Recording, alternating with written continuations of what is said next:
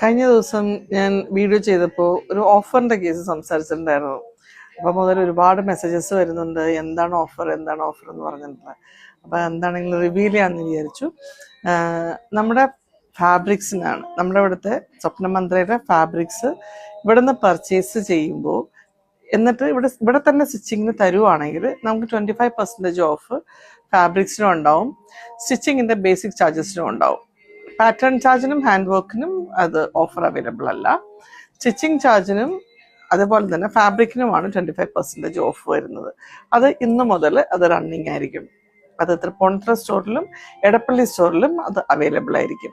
പുറത്തുനിന്ന് കൊണ്ടുവരുന്ന outside ഫാബ്രിക്സിൻ്റെ സ്റ്റിച്ചിങ്ങിന് offers ഒന്നുമില്ല. ഇത് സ്വപ്നമന്ത്രയുടെ പ്രൊഡക്റ്റിനാണ് ഈ ഓഫേഴ്സ് അവൈലബിൾ ആയിട്ടുള്ളത്. Thank you.